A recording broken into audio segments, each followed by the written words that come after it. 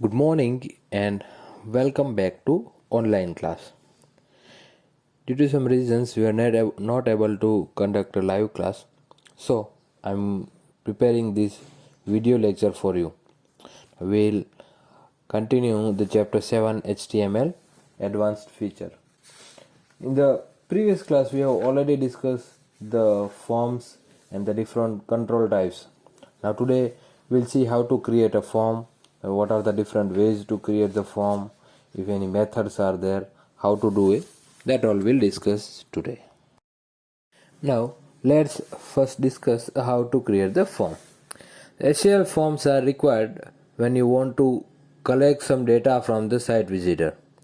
That means if you want to collect the data of the users, if they want to create the data as a database, then for that purpose you can create the form so that the information can be collected from the site visitor. A form will take input from the site visitor and send it back to the backend application. Now your page will be linked with some other applications, so the information will be collected from the user, and then all that information will be sent to the another application which is linked to your page.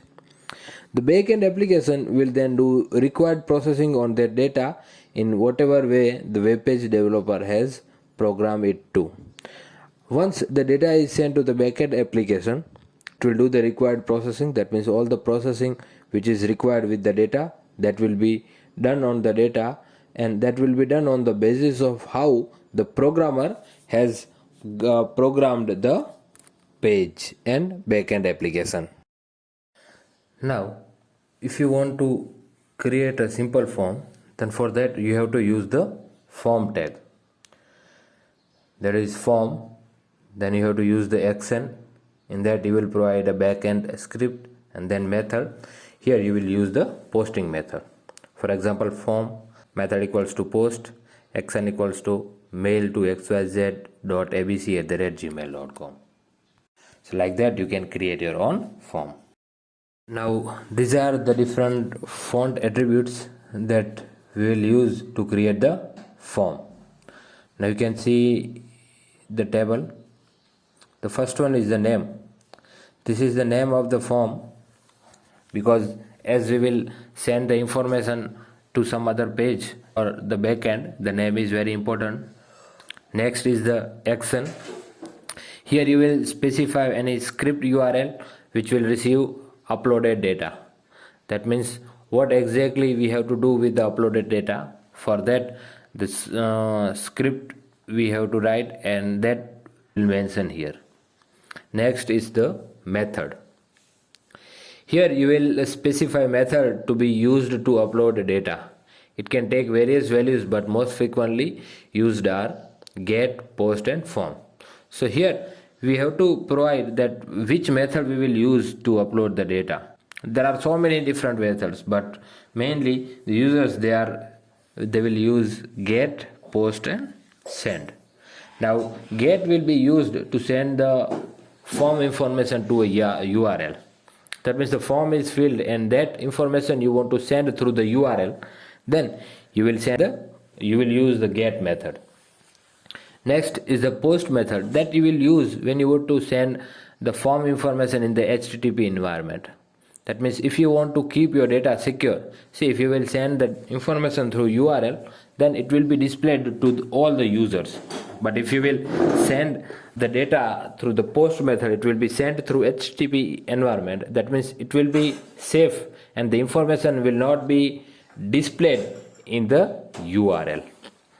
The third one which we are using continuously is form. To open a new form to get data. That means if you want to transfer your data to some other form in the next page, then you will use the form. The last one is the target. It specifies the target page where result of the script will be displayed. Suppose if you want to display your result of the script, whatever data you have entered in the form, and after that if you want to display the result, then for that we will use the target. Generally it takes the values like underscore blank, underscore self, underscore parent, etc. So these are the different form attributes that will be used to create the form. These are the different font tags that we'll use to create the form. We have already discussed about all the attributes. Now we'll see them. The first one is the input. Here we'll write type equal to text to create the text box. Then input type equal to password will be used to create the password box. Input type equal to radio will be used to create the radio button. Input type equal to checkbox will be used to create the checkbox. Input type equal to button will be used to create the button. Input type equal to reset, this also used to create the button, but this will be used to create the reset button. Input type equal to submit, this will be used to create the submit button. And the last one next is input type equal to hidden, will be used if you want to create some controls and that you want to keep hidden. Next is the select and text that will be used to create the select boxes. Next is the text area and option. Text area will be used to create the text box but with the multi lines, and the option will be used to create the menu. Now we'll also see the example. Now these are the different ways, different methods in which we'll submit the form. We have already discussed them. First one is the get, which sends the form information to the URL through action attribute. The get method sends the information to the server in one step. So in one step, when the get will be used, the information sent to the server. Second is the post, which sends the form information in the HTTP environment. That means if you want to send through the mail, suppose we have collected the data and that data we want to send it to some particular mail, then we can use the post and we'll use the mail too, that we'll see in the example also. And the last one is the form, which opens a new form as per the URL specified in the action. That means if we have divided the form in two or more than two parts, then after collecting the data from the first part, whenever we'll move to the next part, so at that time we'll use the form. Now we can see in the ways how we'll use these methods. The first one is method equal to post and action mail to. Suppose if you want to send this information to the particular mail, then we'll use that form action equal to mail to, then colon abc.xyz@gmail.com. So and the method equals to post. So once we'll submit the details, the information will be sent to abc.xyz@gmail.com.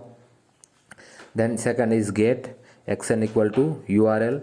So here action equal to gmail.com, method equals to get. So here once we'll click on the submit button, our information will be sent to the gmail.com. Next, method equals to get, action equals to program or a URL escape. So here we'll write form action equal to cgi-bin/hello.get.cgi, method equals to post. If the action attribute of the form tag contains a URL specifying a CGI script, then the program script specified in the URL will be executed. Suppose if you will create some script, that means in the form, suppose we have one text button to enter the phone number. So in that we have to write the script that the user must enter a proper 10-digit number, no letters are allowed. So that kind of script if you want to write, then accordingly we can write here. If the action attribute of the form tag contains a URL specified another web page, then the web page specified in the URL is open. In the action, instead of the script URL, if the URL of some web page will be there, then that particular web page will be open. Now here method equals to form, action equal to URL of the another form. So you can see that here we have created the two form. Now in the c2.html, once we'll click on the submit, the information will be passed directly to the next page, that is the c1.html. So like that we can also give the URL of another form. Now this is the first example. So you can see that after HTML and body we have to start with the form. Then you can see that the method is post, then first name. See, after that we have used the input type equal to text, so here one text box will be created. Then after last name, next one is the input type equal to text, and we have also given the ID, so here the last name will be there. Then email, again input type equal to text, so the third text box will be created. Then input equals to radio is there, ID equal to sex1, name sex, value equal to male. So here one radio button will be created, and the name of the value button will be male. After that the next type equal to radio, ID equal to sex2 is there, and name equal to sex, value equal to female. So here another radio button will be created. But if you can observe, see, the name of both the radio button are same. Why? Because we want to select only one option from the multiple. So for that we have to use the same name if we are creating the radio button. Then hobbies, then here input type equal to checkbox, input type equal to checkbox. So we have created the different checkbox for painting, reading and music. If here also you can see that the names are same. In this you will be able to select the multiple, but the names should be same. Now here also two more checkboxes are created. One is from the previous page and one is for the sketching. And at the end one text area is created if you want to enter the comment. Now here rows equal to 6, calls equals to 40. So total 6 line you can enter, and in one line maximum 40 characters will be allowed. And the last one input type equal to submit, value equal to send. So here we have created one submit button that will submit the data, and after that input type equal to reset, and here we have created the reset button. This will reset the value, and at the end we have ended the form body and HTML. Now this is one homework question, in that you have to mention the different tags which will be used to create the form. So in that you have to mention all the input type equal to tags and password, and which tag will be used to create the different controls. Thank you and stay safe. With this we have completed the chapter. Second example you can try with yourself. If you have any doubt you can contact me, or we'll discuss that in the next class.